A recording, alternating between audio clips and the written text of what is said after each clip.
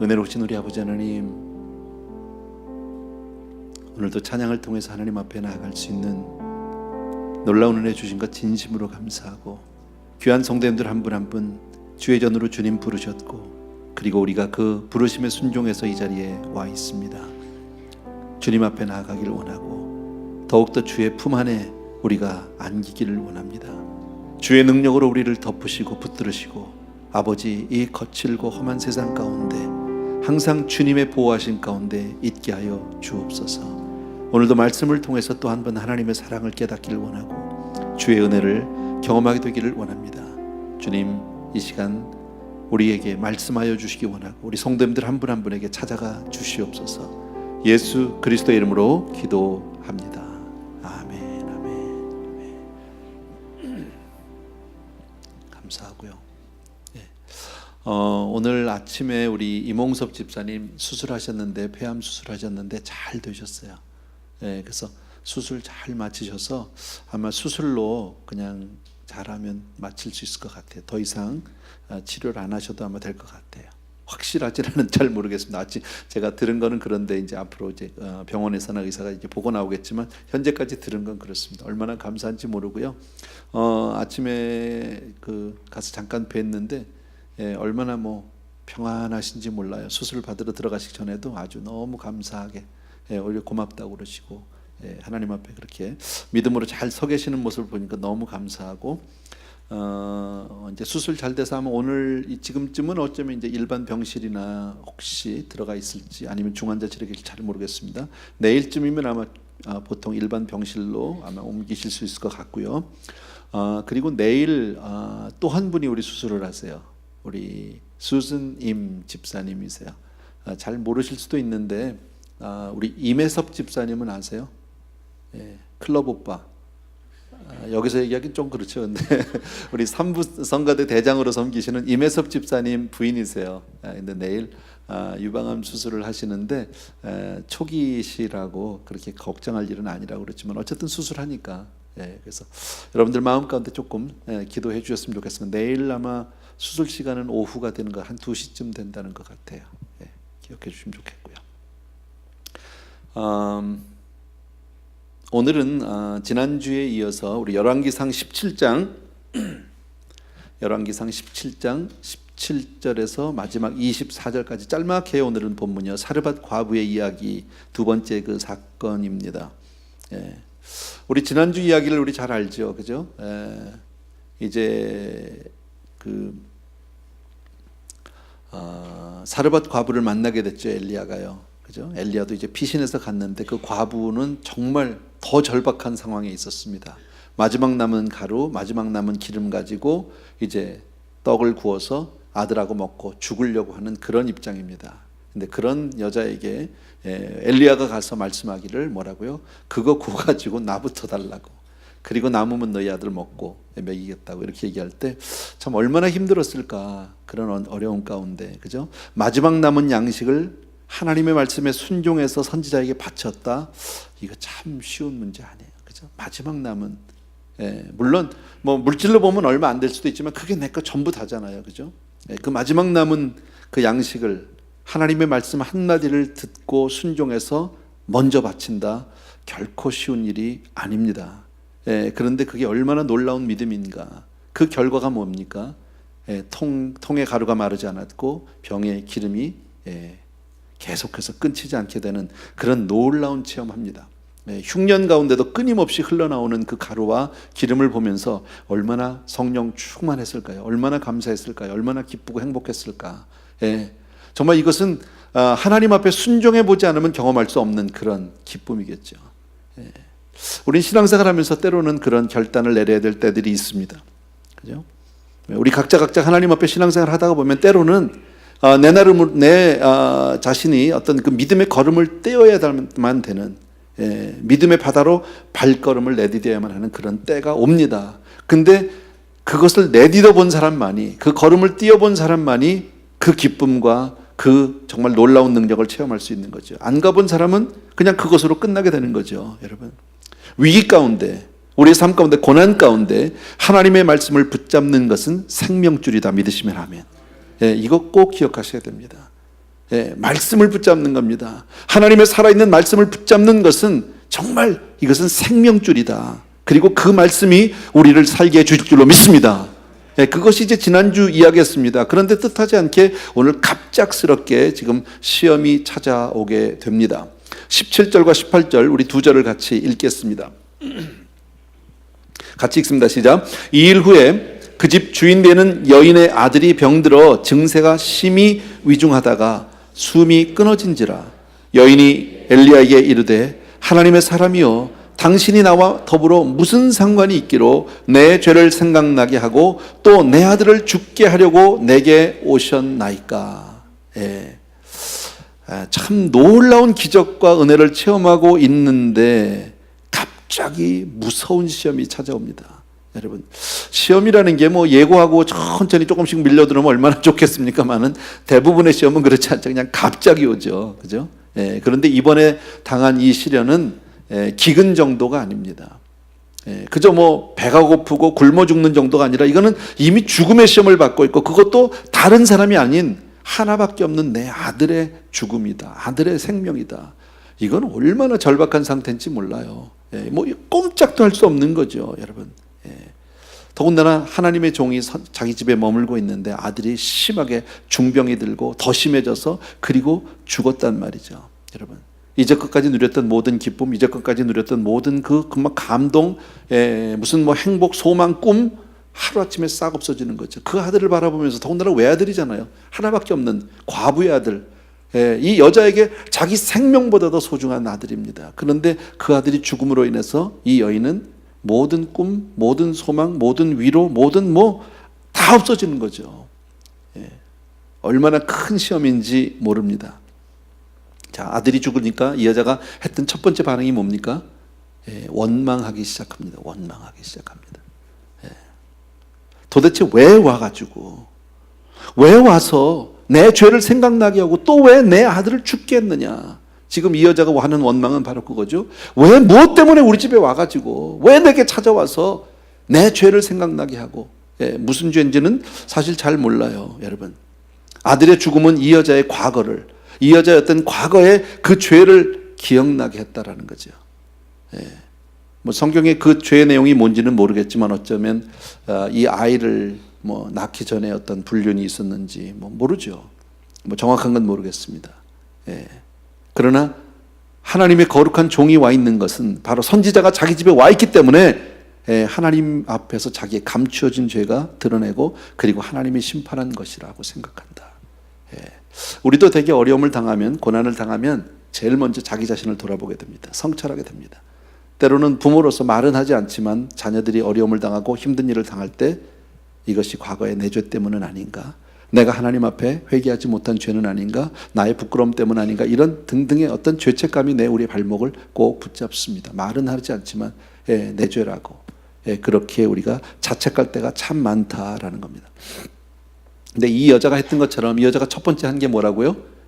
무엇 때문에 우리 집에 와가지고 도대체 왜 와서 내 죄를 생각나게 하고 우리 애를 죽게 했느냐고 이렇게 원망했던 것처럼 많은 사람들이 어려움을 당하면 누구에게 원망을 돌리고 싶어 합니다. 너 때문에, 누구 때문에, 뭐가 어때서, 뭐가 어때서. 여러분, 혹시라도 여러분은 그러지 마시길 바랍니다. 여러분, 사람은 이상하게 해요. 어려움을 당하면 나도 모르게 이렇게 그 본능적으로 누군가에게 그 책임을 전가하고 싶어하고 원망하고 싶어하고 이유를 대기 시작하고 누구 때문에, 무엇 때문에, 너 때문에 이렇게 하기가 참 쉽습니다. 이 여자도 그랬습니다. 그런데 오늘 성경은 이 말씀을 통해서 저와 여러분에게 가르쳐 준 게 뭡니까? 혹시라도 우리는 절대 그러지 말자. 혹시 우리가 그런 어려움을 당해도 절대 그러지 말자. 여러분, 다른 사람이나 어떤 대상을 원망하기보다는 오히려 하나님 앞에서 나 자신을 돌아보는 기회를 삼게 되기를 바랍니다. 어렵고 힘들면 제일 먼저 하나님께 나가서 내 자신을 자복하고 회개하는 겁니다. 내 삶을 살펴보는 겁니다. 그리고 엎드리는 겁니다. 다윗이 이렇게 고백합니다. 고난당하기 전에는 내가 그릇 행하였더니 주의 말씀을 지키나이다. 고난당하기 전에는 잘못하면서도 잘못하는 걸 몰랐다는 거죠. 그릇 행했다는 거죠. 아무렇지도 않게 했다라는 거죠. 그런데 고난을 당하고 나서 내가 주의 말씀을 지키는 사람이 되었습니다. 평안할 때는 어떻습니까? 애써서 죄를 덮어두고 모른 척하고 삽니다. 아무 일도 아닌 것처럼 그렇게 삽니다. 그런데 어려움을 당하면 죄를 생각하게 된다. 여러분, 그러니까 꼭 고난이 나쁘다고만 얘기할 수는 없어요. 어떻게 보면 고난은 우리를 다시 회복시키고 하나님의 사람으로 만드는 데 많은 역할을 하는 것 같아요. 그런 좋은 일도 있다라는 거죠.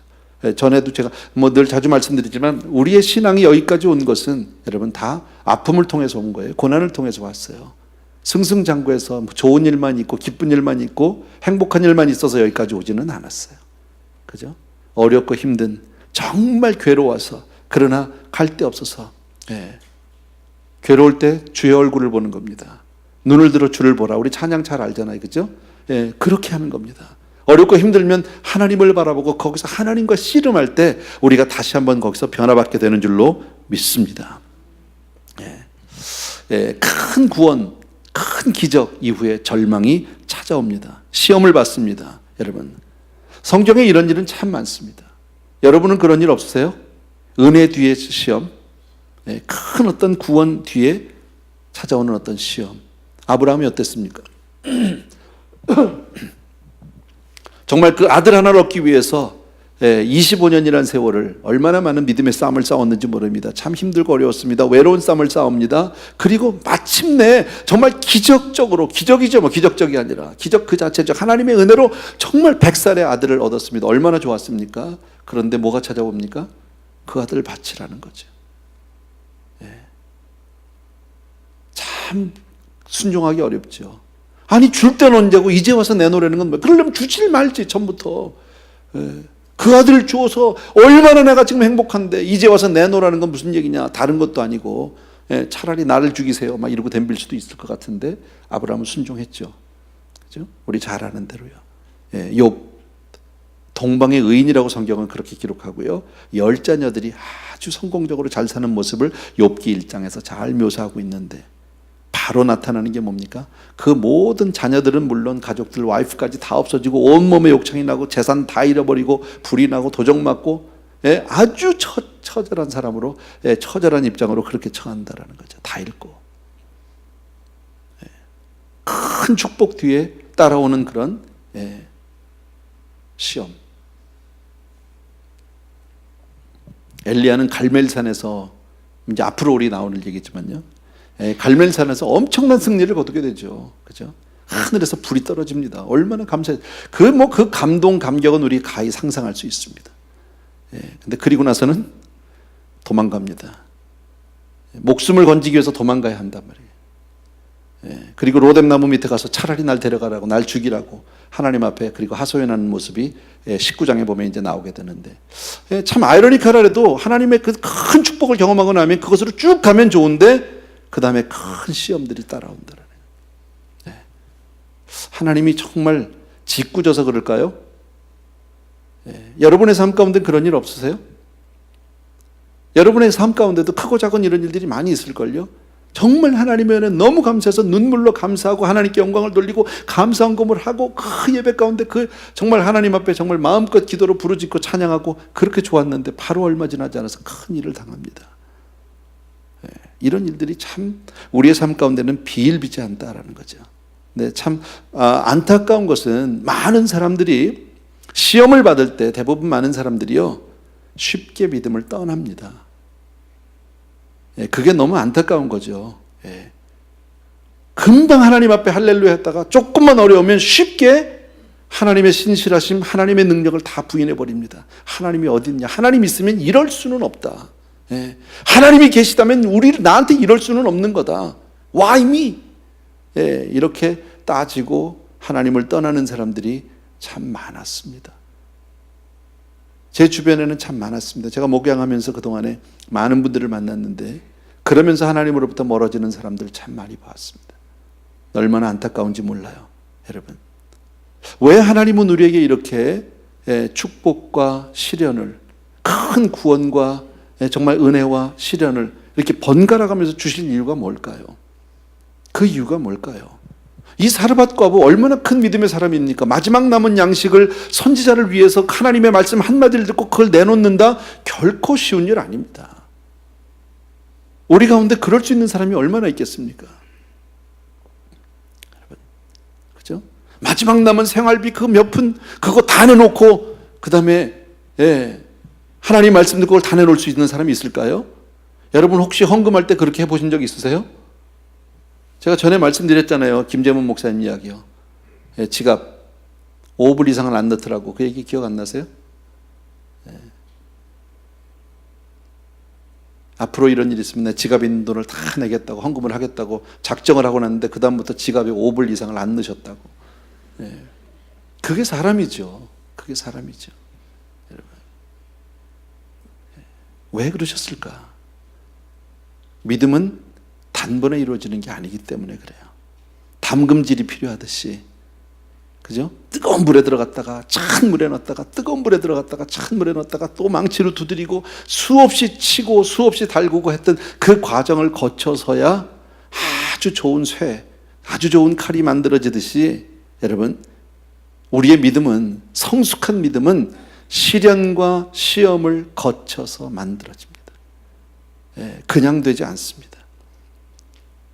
믿음의 사람은 그냥 가만히 있어서 되지 않아요. 고난이 없이 절대 안 돼요. 그러니까 애써서 내 삶 가운데서 환경 가운데 그렇게 고난을 당하지 않으려거든 스스로 훈련하시면 되는 거예요. 새벽 기도를 하시고 작정 기도를 하시고 성경을 읽으시고 성경 공부를 하시고 전도를 나가시고 막 열심히, 다른 큰 시험이 없어도 그렇게 살면 되는 거예요. 근데 그거 안 하고 그냥 편안하게 살잖아요. 그러면 하나님이 할 수 없이 흔드시는 거지. 그때부터 환경으로 안 할 수 없도록. 알아서 하세요. 알아서 하세요. 알아서. 그건 여러분의 선택이에요. 그러나 하나님의 그 지독한 사랑이 우리를 그대로 내버려 두진 않아요. 왜? 자기 자식을 당신의 눈앞에서 십자가에 못 박는 사랑입니다. 그 지독한 사랑입니다. 못 이깁니다. 우리 그 사랑은요. 하나님의 그 사랑을 우리가 이길 수 있어요? 못 이깁니다. 그 아들 내주고 우리를 얻었잖아요. 그죠? 나 때문에 그 아들을 십자가에 못 박은 거 아닙니까? 하나밖에 없는 아들을 당신 눈앞에서 십자가에 못 박는 그 사랑이 우리를 그냥 두실까요? 가만히요? 그냥 너 잘해봐라. 가만히 그냥 알아서 잘해라. 편안히 살다. 안 그래요, 여러분. 절대 못해요. 하나님은 사랑이니까. 내 자식이니까 그렇게 못하는 거. 징계함이 없으면 사생자라며. 그죠? 그러니까 알아서 하자고요. 알아서 하자고. 매달리자고. 작정하자고요. 기도하자고. 말씀 보자고. 훈련 받자고요. 여러분. 그래서 내 믿음을 키우셔야 돼요. 어디까지? 그리스도의 잘 장성한 분량까지. 하나님이 우리를 이렇게 어린아이 수준으로 그냥 두고 싶어 하지는 않았어요. 빨리 자라게 해주시기를 원하는 줄 믿습니다. 자, 어쨌든 이 여자가 이렇게 원망을 했는데, 자, 19절부터 23절까지 같이 읽습니다.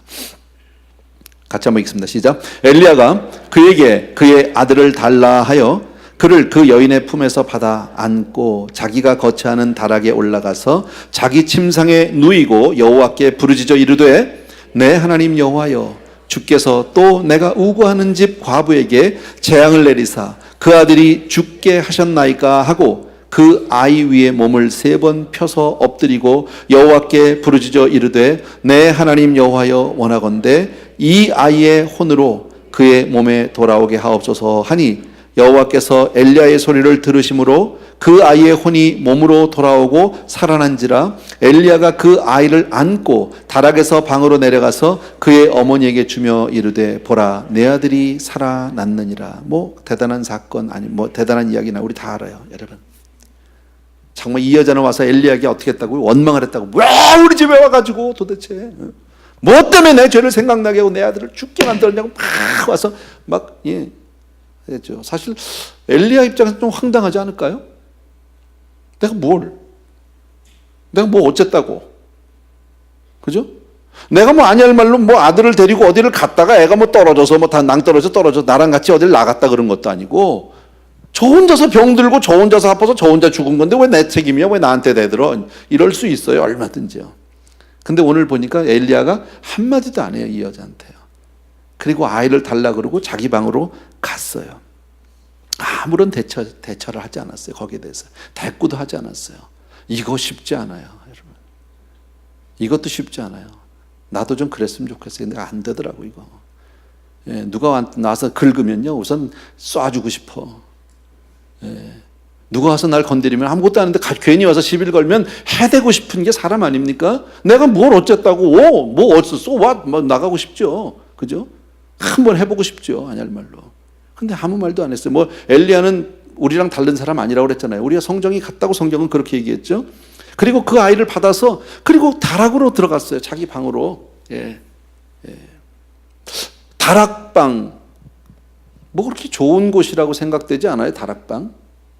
그렇게 화려한 데도 아닐 겁니다. 뭐 이 과부 집에 뭐 화려한 데가 있겠습니까? 그죠? 뭐 차마 이 과부 집 단칸방 신세니까 차마 뭐 같이 살 수 없으니까 남녀가 유별한데 뭐 더군다나 과부가 외간 남자 하나 데려온 거 아닙니까? 동네 사람 볼 때도 이상하지. 그러니까 어쩔 수 없이 그냥 여기 다락방에다 갖다 올리는 것 같아요. 그 아이를 데리고 다락방으로 갔어요. 왜 하필이면 그 다락방으로 갔을까요? 여러분, 나는 저와 여러분에도 이런 다락방이 있으면 좋겠어요. 나는 여러분에게 이런 다락이 있게 되길 주 이름으로 축복합니다. 뭔지 몰라도 그냥 아멘 하라니까. 목사님이 축복하면 그냥 아멘 하라니까요. 이런 다락이 있어야 됩니다. 왜? 그 다락방은 그렇게 화려한 것도 좋은 것도 편안한 것도 아니지만 늘 하나님께 기도하던 거룩한 곳이라는 거지. 여러분, 늘 하나님과 교제하는 그런 거룩한 곳이라는 거죠. 여러분, 세상과 절연된 세상과 끊어진 어떤 하나님과의 나만의 공간이라는 그런 분리된 공간인 거죠. 하나님과 나만의 공간이 필요하다라는 거예요. 저와 여러분에도 그런 공간이 있게 되길 주 여러분을 축원합니다. 있어야 돼요. 그래서 그리로 가는 거예요. 하나님 만나던 곳이니까.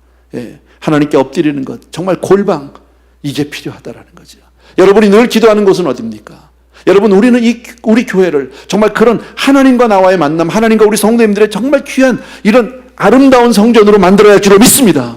집을 잘 져서 아름다운 게 아니죠. 우리가 여기서 하나님을 만나면 되고 여기서 하나님을 찬양하면 되고 하나님께 기도할 때 하나님은 이곳을 거룩한 성소로 바꿔주실 줄로 믿습니다. 이미 바꿔주셨죠.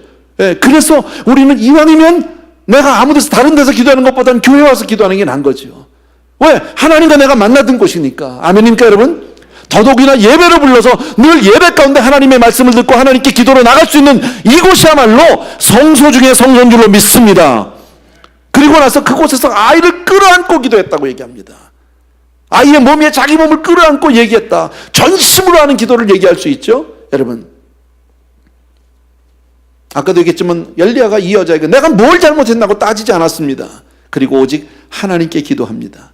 그리고 자기의 기도가 응답될 때까지 3번 기도했다라는 말은 될 때까지 기도했다 그런 말입니다. 그리고 이 아이의 몸에 엎드려서 그냥 그 아이 위에 올라가서 그렇게 기도. 어떤 사람은요, 어떤 제가 뭡니까 그 참고문을 보니까요, 뭐 인공호흡을 했다 그래서 이 사람은 뭐라서 책을 썼어? 이런 사람들 속으로 그랬어요. 내가 누군지는 모르지만, 이거는 뭐 고대 무슨 원어가 어쩌고저쩌고 하면서 그 위에 가서 이렇게 요즘 말로 하면 이게 애가 완전히 죽은 게 아닌데 이렇게 완전히 죽은 게 아니라 좀 이렇게 까무러친 정도인데 가서 이렇게 그 인공호흡 CPR을 한 거다.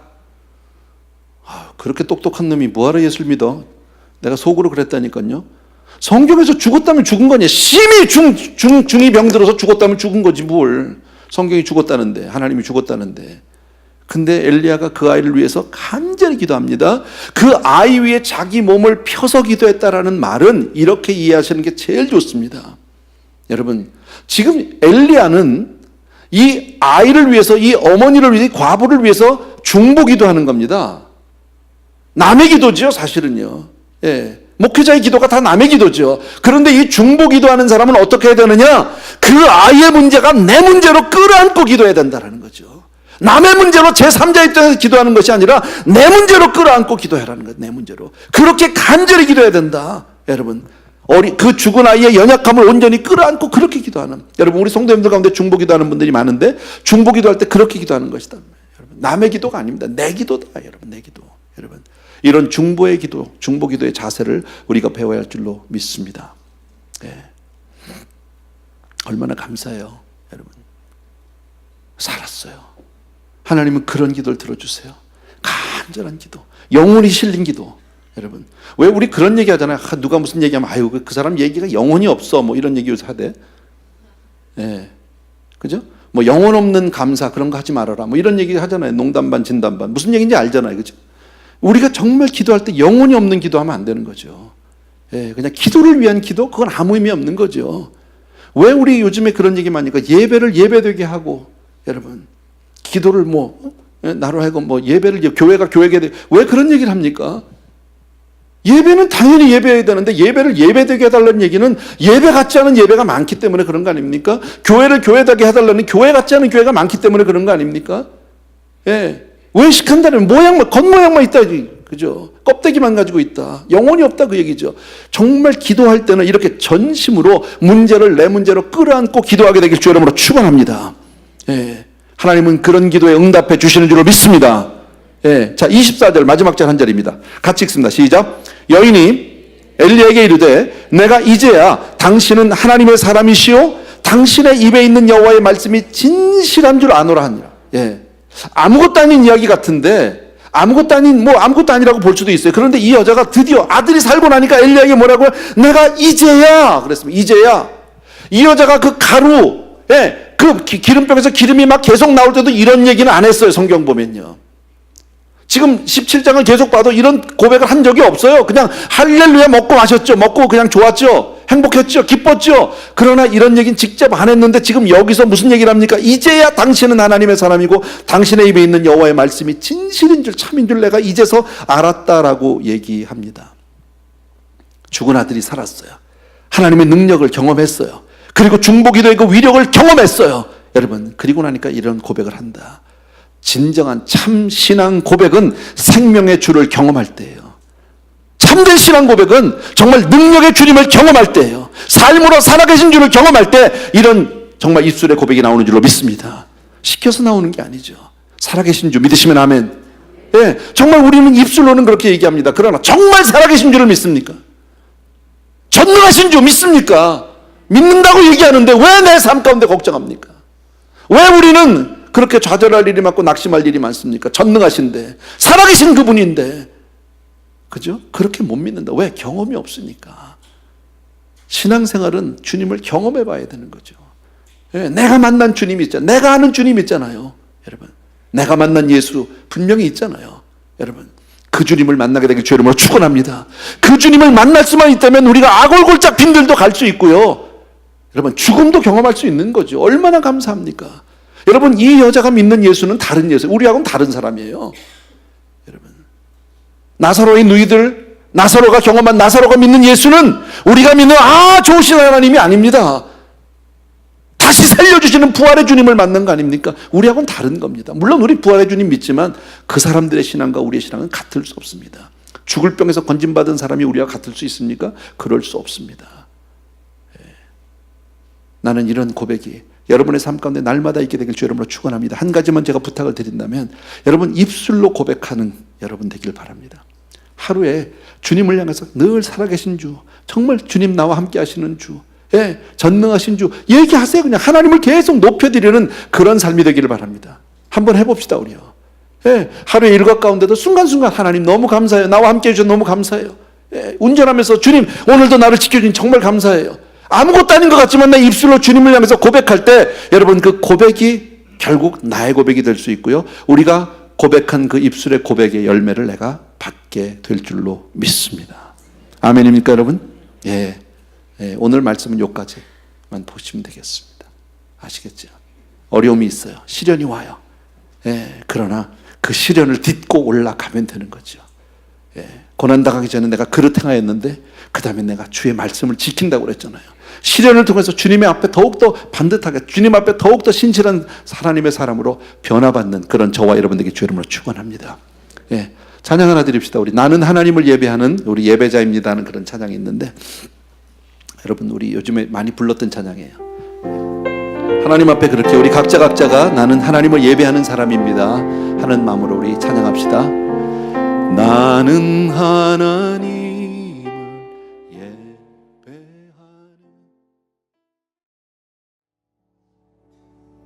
고마우신 우리 아버지 하나님, 오늘은 짧은 본문이지만 우리에게 기도에 대해서 정말 우리가 살아가면서 힘들고 어려울 때 어떻게 해야 되는지를 잘 가르쳐 주셨습니다. 아버지, 믿음의 사람은 하나님의 말씀으로 살 수밖에 없습니다. 사람이 떡으로만 살 것이 아니라 하나님의 입에서 나오는 모든 말씀으로 살 것이니라 말씀하셨고, 잘 알고 있으면서도 우리는 떡을 쫓을 때가 많았고 말씀을 게을리하고 소홀히 할 때가 참 많았음을 고백합니다. 주님, 다시 한번 우리가 회개하고 돌아갑니다. 어떤 형편에도 나를 돌아보고 주님 앞에 회개하고 다시 믿음으로 매달리는 우리 되게 하여 주옵소서. 우리 성도님들을 축복하실 줄로 믿습니다. 더욱더 기도의 사람이 되게 하시고 골방의 사람이 되게 하여 주시옵소서. 이제는 우리 주 예수 그리스도의 은혜와 하나님 아버지 극진하신 그 사랑하심과 성령님의 오늘도 기름 부어 축복해 주시는 놀라운 은총이 오늘 다시 한번 하나님 앞에 마음을 새로 정하고 기도하기로, 믿음으로 살기로, 말씀으로 살기로 작정한 모든 사랑하는 성도님들을 위해 이제로부터 영원까지 함께 계실지어다. 아멘.